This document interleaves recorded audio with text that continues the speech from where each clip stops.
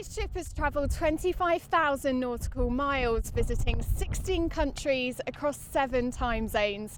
And now, after 6 months, it's finally home. Along with it, a very special surprise.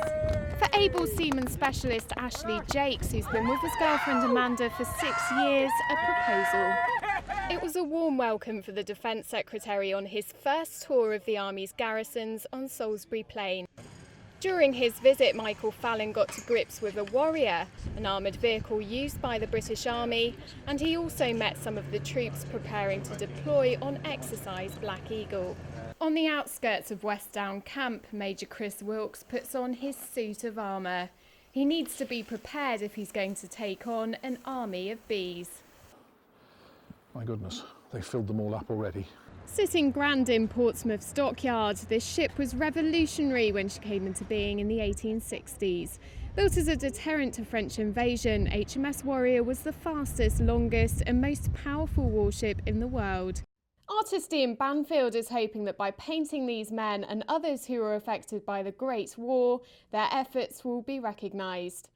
Ian decided to start painting the men after he created a portrait of his grandfather. It was quite a poignant moment to sort of start to then be given the permission to share other people's memories. And what I do find is as you start to paint these guys, you find you have a connection with them. I didn't know what had happened to me. I felt like I was in a dream when it first happened.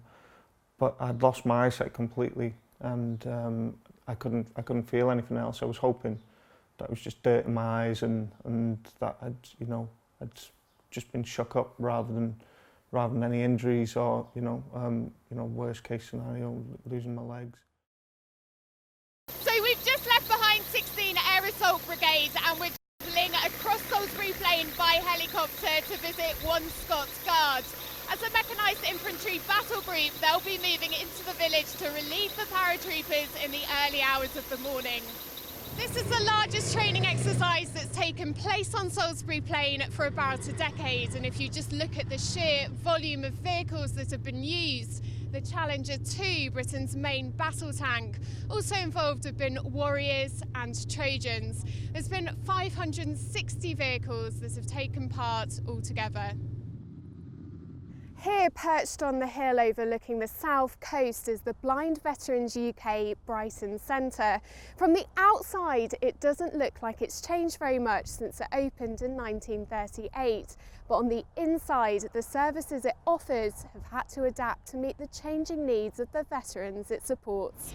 The inquest is due to last 8 days, and over the next 8 days we'll hear from more training instructors and also someone from the Royal Electrical and Mechanical Engineers who carried out checks on that particular vehicle back in 2010. In response to the strike, Landmark Support Services said that it was disappointed that Unite members had chosen to take industrial action, and it said that it was working closely with the unions to reach an agreed outcome.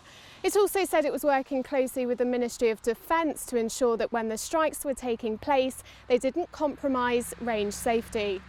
Ted Turner, who turns 90 years old this year, is among only a handful of D-Day veterans from the UK who've received this honour, and he's the first person from Portsmouth.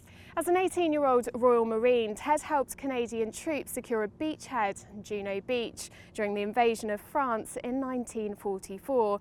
He then remained in Normandy for a further 6 weeks before returning back to the UK.